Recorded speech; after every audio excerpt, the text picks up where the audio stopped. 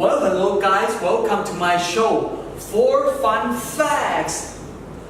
Tonight, our guest is one of the prettiest aircrew of the planet. Please welcome Miss Bella Anderson.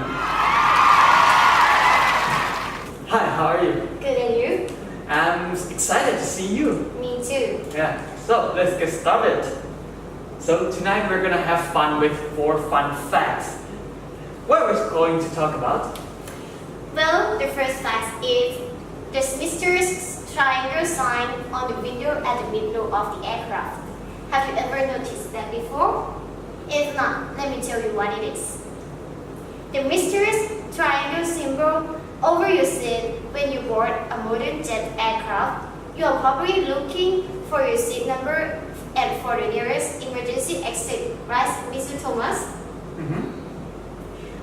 But if you look more closely, you might notice a small triangle over your window. That's not a secret society symbol. It's a reference mark for the flight crew. Mark? And what's that mark for? Here what it is. That is triangle at the front of landing edge and turning edge of each wing. The center of wing is ideally the center of gravity of the plane for balancing the controls. I don't still get it.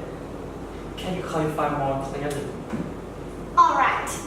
Imagine balancing a long tray with a glass on it is on your finger. It is easy if the glass or downward force balances the upward force from your finger. If you move the glass away from your finger, the tray is going to tip. It is the flight not full. A flight crew member might ask you to move between these loads to distribute the load for easier control of the plane, which results in less drag and better fuel efficiency. I see. And anything else? It's also a quick way to spot which window shade needs to be pulled up if the crew needs to inspect the wing during flight.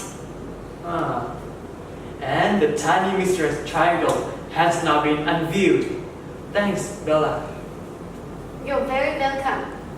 For the second fact, we will talk about another tiny thing, but now it is in the window.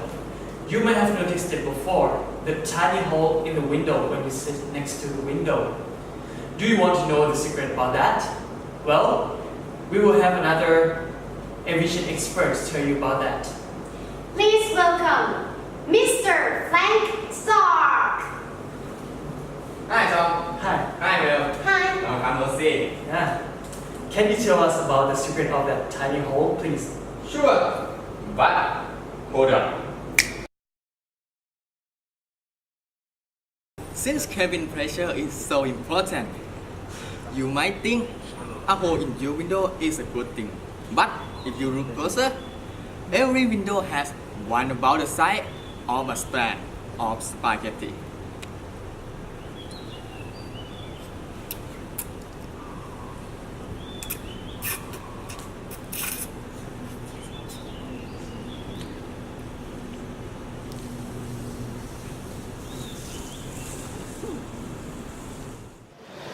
That hole let the pressure between the cabin and the air between the planes equal.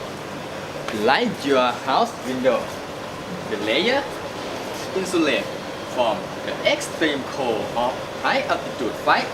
But unlike your house window, the airplane window have to deal with large change in pressure as the airplane climbs and descends.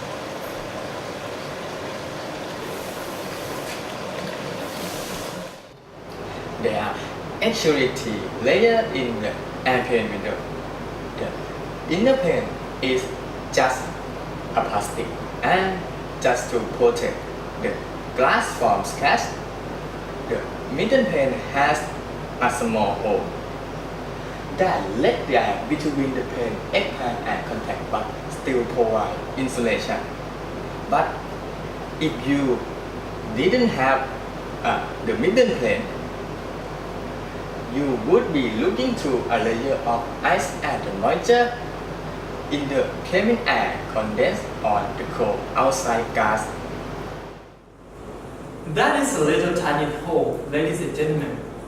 Bella, have you flown a long-haul flight before? Let's say 8-hour plus flight. Yes, I have been to Paris before. How did you feel then? It's what excited, you know. I bet you did not fly on Boeing 787 that flight, did you? Why 787? Now, we will invite another aviation expert to tell you about the 787. He has worked at Boeing company for 15 years. Please welcome Mr. Olaf Yamasaki. Hi, Mr. Olaf, how are you? Hi, I'm great. Hi, Bella. Hi, welcome to our show. Yeah, thank you for inviting me. Can you tell Bella and our audience why flying on 787 is less exhausting? Sure, because Boeing designed 787 to be pressurized to cabin altitude of 6,000 feet. But anyway, I will tell you what is the cabin altitude. Cabin altitude is defined as cabin pressure in terms of altitude above the main sea level. I see. So, what about the most aircraft cabin altitude? How difference between 787 and other?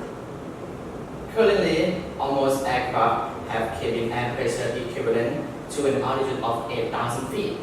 For a long-haul flight, it's usually followed by some combination of symptoms that is include headache and lack of energy and sleepless.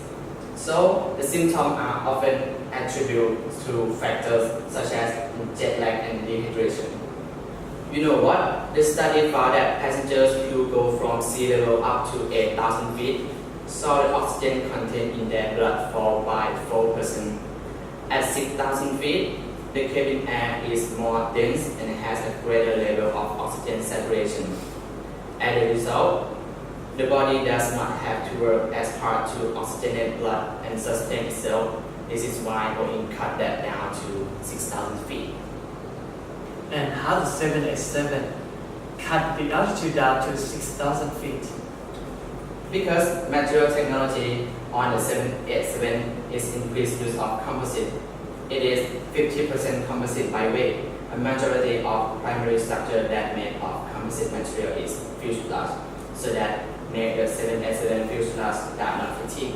So that allow us to pressurize it whatever altitude that we want. Thanks, Mr. Yamasaki. I will fly on 787 someday. You're welcome. Hold on, Thomas. Look at the curvy engine of the 787. The zigzag things. What is it for? That's a good question, Bella. I'm about to tell you.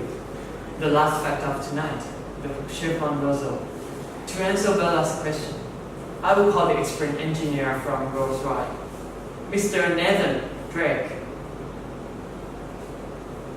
Hello, Mr. Drake. How are you? Good. Mr. Drake, can you tell me about the curvy thing in the back of the engine, please? Sure. Well, these curves are not just for look good. It has a purpose. It's called a chevron nozzle. This chevron nozzle reduces the noise from the engine. Before going to the explanation of a chevron nozzle, let's see why the aircraft engine produces such a tremendous noise.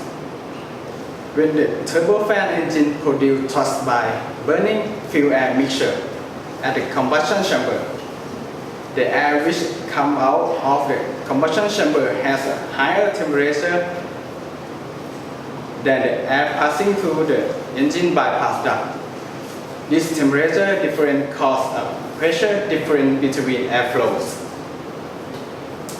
Air passing through the combustion chamber has a higher pressure than the air coming out without the combustion. When the two airflows suddenly meet each other, shock waves are formed, which cause the production of noise. So, in order to reduce this noise, the chevron are used. The chevron nozzle on the flow field can see on this figure. You will see chevron obviously enhance the mixture process. This weakens the formation of the scale structure. and exist small scale structure. Smaller scale are associated with high frequency noise generation and large scale structure to low frequency noise. Thus reduce noise. That's all. Back to Mr. Gam and Miss Anderson. Thank you for your information, Mr. Drake.